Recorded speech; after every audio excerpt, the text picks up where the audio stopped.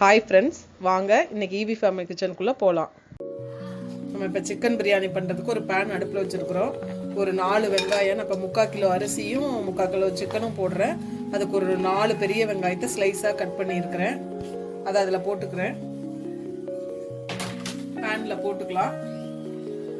இப்போ 150 ml எண்ணெய் ஊற்றிக்கலாம்.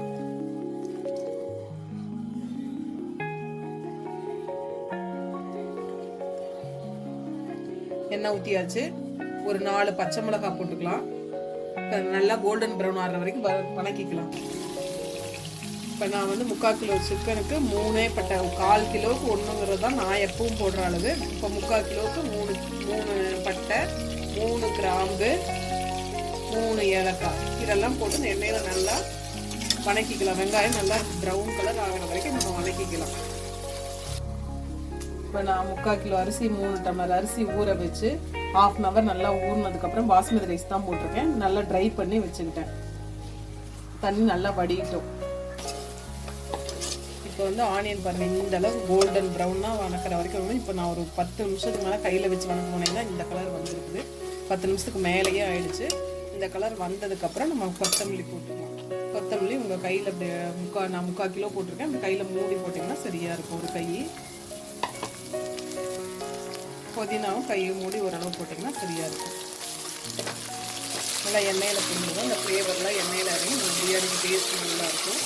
எண்ணெயில் ஒரு 2 நிமிஷம் மிக்ஸ் பண்ணி விடலாம். இப்போ அடுப்பு வந்து சிம்மில் வைக்கணும். அடுத்தடுத்து நம்ம சாமானை போட போகிறோம். அதனால சிம்மில் வச்சே பண்ணுவோம். கையில் வைக்க வேண்டாம். இனிமேல்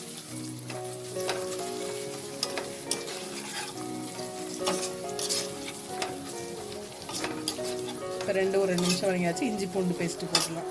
நான் இஞ்சி வந்து இதுக்கு வந்து 3/4 கிலோவுக்கு வந்து 60 கிராம் இஞ்சியும் ஒரு 30 கிராம் பூண்டும் எடுத்திருக்கேன். இதை போட்டு நல்லா கலந்துட்டுக்கலாம். பச்சை பாசம் போகிறவங்களுக்கு போட்டு நல்லா மிக்ஸ் பண்ணி வச்சுக்கலாம்.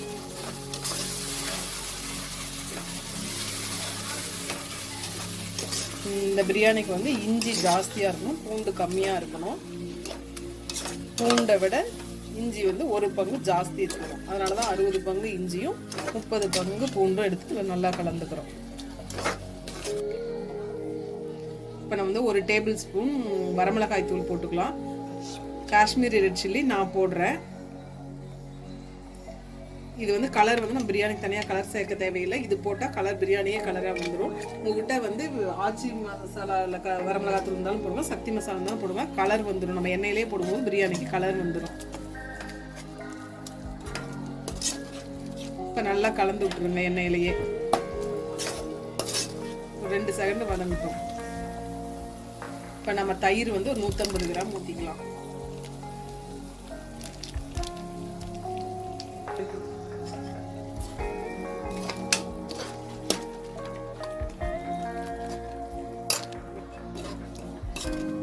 நம்ம தயிர் ஊற்றி நல்லா மிக்ஸ் பண்ணி விட்டுருலாம் அந்த எண்ணெயிலேயே.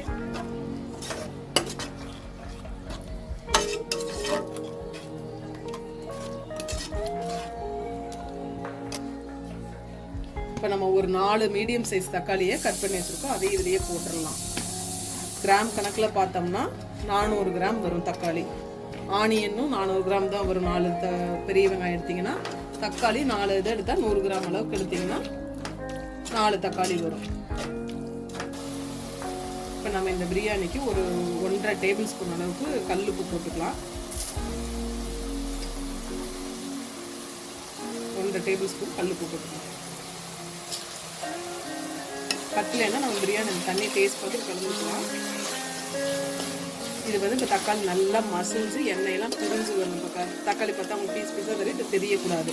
நல்லா மசிஞ்சு இது எண்ணெய் பிரிஞ்சு வரணும். ஒரு 5 நிமிஷம் ஆனாலும் பரவாயில்ல. நல்லா வதக்கி விட்டுட்டு அடுத்தது நம்ம சிக்கன் போடலாம். நல்லா மசிஞ்சு வரட்டும். பாருங்கள், நல்லா தக்காளி மசிஞ்சு வந்துருச்சு.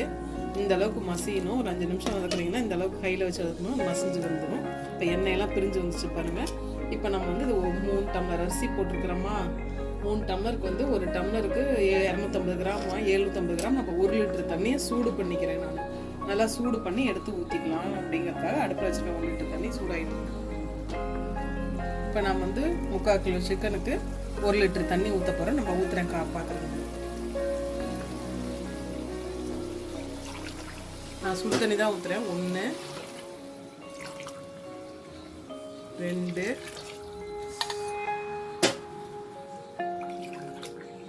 3 டம்ளர் அரிசிக்கு 3 டம்ளர் தண்ணி, மறுபடியும் 1 டம்ளர் தண்ணி, ஒரு 50 ml சேர்த்து ஊற்றியிருக்கேன் நான் தண்ணி.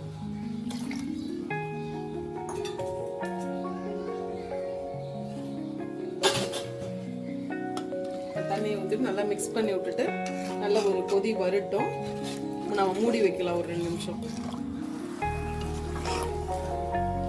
இப்போ பாருங்கள் தண்ணி கொதிக்க ஆரம்பிச்சிருச்சு. தண்ணி நல்லா கொதிக்கிட்டு இன்னொரு தடவை நம்ம சிக்கனை போட்டுடலாம்.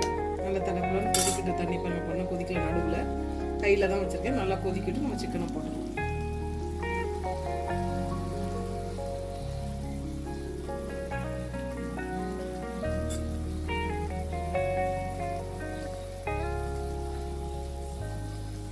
தண்ணி கொதிக்குது.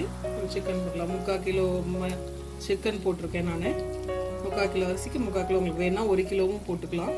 நான் இன்னைக்கு 3/4 கிலோ தான் போட்டிருக்கிறேன்.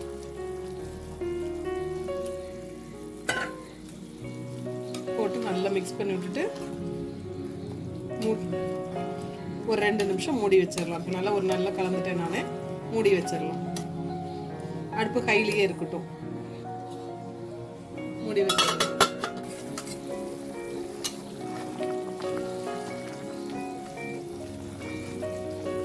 நல்லா மிக்ஸ் பண்ணி விடலாம்.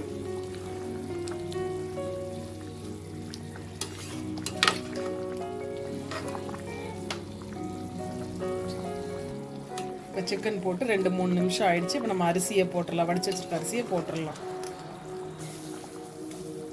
இப்போ நம்ம வடிச்சு வச்சிருக்க அரிசியை இப்போ நம்ம போட்டுடலாம்.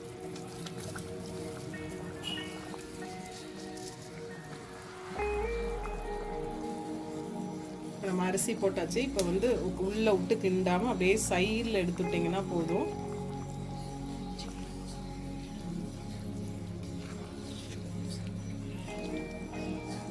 இப்போ இந்த மாதிரி நல்லா மிக்ஸ் பண்ணி விட்ருங்க. கொஞ்சம் அப்படி நடுவில் வந்து குத்தாமல் இப்படி நடுவில் பண்ணி விடுங்க.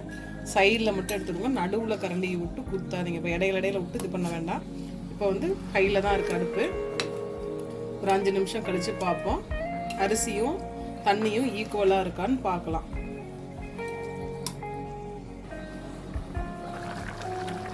போட்டு 5 நிமிஷம் ஆயிடுச்சு. அதே மாதிரி சைடில் மிக்ஸ் பண்ணி விடலாம்.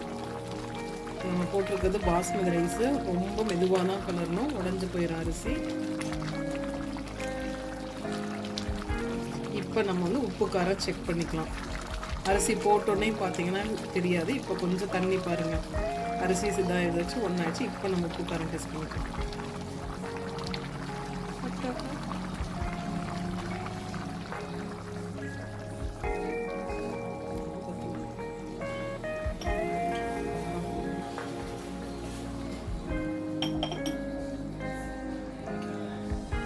இப்போ எனக்கு கொஞ்சம் உப்பு பத்தல. ஒரு 1/2 ஸ்பூன் கம்மியாக தான் உப்பு போட்டிருக்கேன் நான். லைட்டாக மிக்ஸ் பண்ணி விடுங்க. ரொம்ப போட்டு கலர வேண்டாம்.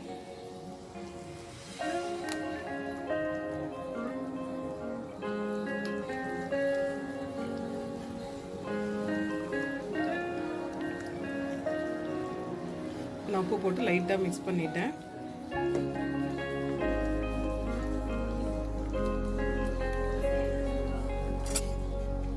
இப்போ எனக்கு லைட்டாக புளிப்பும் பத்தலை.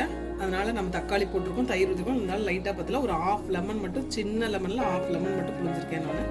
போதும், ரொம்ப புளியாதீங்க. அப்புறம் ரொம்ப புளிப்பாக போயிடும். தக்காளி சாதம் மாதிரி ஆயிரும் உங்களுக்கு. பத்தலை என்ன. இப்போ இந்த டைம் வந்து உங்களுக்கு மிளகா அப்படி பத்தலை, காரம் பத்தலை அப்படின்னா கூட வரமிளகாத்தூள் கொஞ்சம் போட்டுக்கலாம். 1/4 ஸ்பூன் 1/2 ஸ்பூன் போட்டுக்கோங்க. எனக்கு இப்போ சரியாக இருக்குது. நான் அந்த காரத்தோடய விட்டுட்டேன். உங்கள் மிளகா அப்படி பத்தலை அப்படின்னா போட்டுக்கோங்க. இதை இப்போ லைட்டாக மிக்ஸ் பண்ணி விட்டுட்டு மூடி வச்சிடலாம். இப்போ பாருங்கள் தண்ணி கொஞ்சம் ட்ரை ஆகி அரிசியும் தண்ணியும் ஈக்குவல் ஆகிடுச்சு. இப்போ நம்ம தம் போட்டுடலாம். இதுக்கு மேலே கலரிட்டே இருந்தோம்னா சாதம் உடஞ்சிரும். சிக்கன் பீசஸ்லாம் நல்லா உள்ளே அமுத்தி விட்ருங்க. அப்போ தான் நல்லா வெந்து வரும். இப்போ பாருங்கள் தண்ணி இருந்தது பாருங்கள். தண்ணியும் ரைஸும் ஈக்குவலாக இருக்குது. இப்போ நம்ம தம் போட்டுடலாம். இப்போ நம்ம இது தம் போட்டுடலாம். மூடி வச்சிடலாம். நல்லா டைட்டான மூடியாக எடுத்து மூடி வச்சுக்கோங்க. பார்த்து போகாத மாதிரி பார்த்துக்கோங்க. இப்போ நான் வெயிட் வச்சுட்டேன். ஒரு 10 to 15 நிமிஷம் வரைக்கும் இது இருக்கட்டும். நான் ஃபுல்லாக எங்கள் அடுப்பு சிம்மில் இருக்குது. நான் சிம்மில் வச்சுருக்கேன். நல்லா ஃபுல்லாக சிம்மில் வச்சுட்டு 15 நிமிஷம் கழித்து பார்க்கலாம்.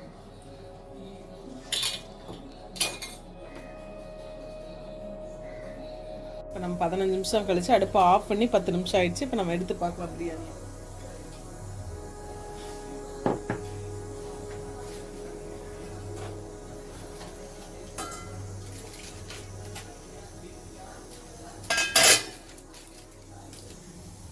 இப்போ பிரியாணி ரெடி ஆயிடுச்சு. நம்ம இப்போ மிக்ஸ் பண்ணி விட்டுறலாம். லேசாக அப்படியே மிக்ஸ் பண்ணி விடுங்க. ரொம்ப கலரக்கூடாது, சாதம் உடைஞ்சிரும்.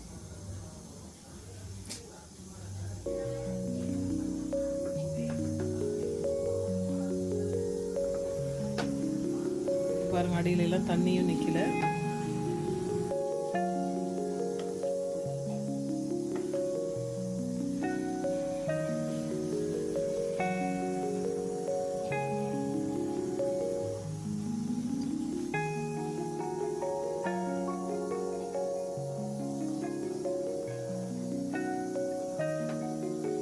லைட்டாக மிக்ஸ் பண்ணிவிடுவோம்.